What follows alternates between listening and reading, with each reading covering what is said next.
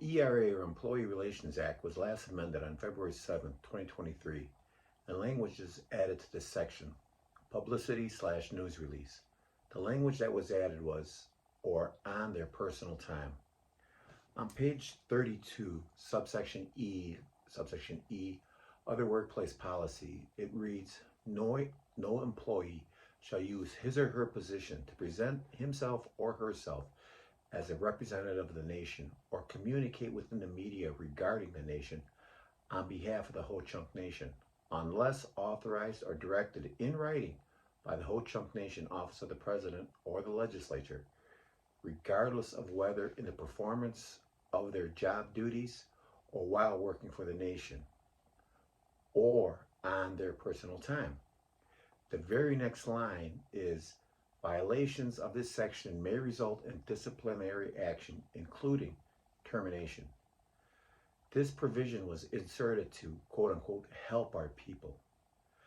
Now, Article 10, Bill of Rights, Section 1, Section A, Section 1, the Ho-Chunk Nation, in exercising its powers of self-government, shall not make or enforce any law abridging the freedom of speech or the freedom of the press. Now, right off the bat, I have a question. Who wrote the amendment, and how did it pass legal muster? Does the ERA supersede our Constitution? 12 of our 14 legislatures all ran on the ethos of helping our people. How does suppressing free speech help your people? The whole idea of the nation imposing its will on employees when they are on their own time is troubling and is extremely undemocratic. It's bad enough that the legislature conducts most of its work in the shroud of secrecy in executive session, but now they presume themselves into the private lives of its employees?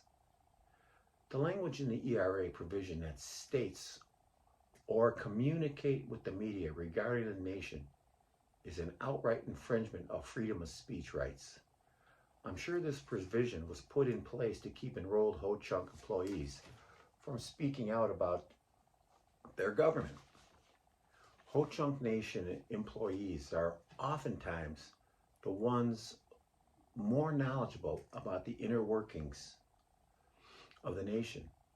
And when they become aware of legislative action, they are the ones that best understand the impact of said policy change and are most qualified to speak. But since policy stifles them, they live in fear of publicly speaking out.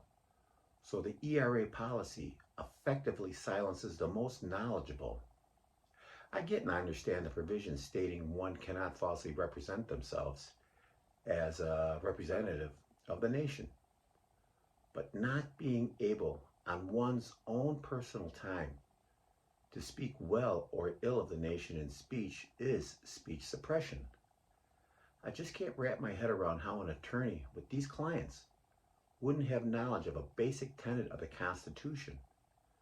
It's almost like they're, flaunting the law and would be willing to put an employee through our court system rather than just correct the language of the law when it was being drafted. It all feels like an ethical lapse all the way around in the name of suppressing potential rightful criticisms of the government, especially for enrolled Ho-Chunks.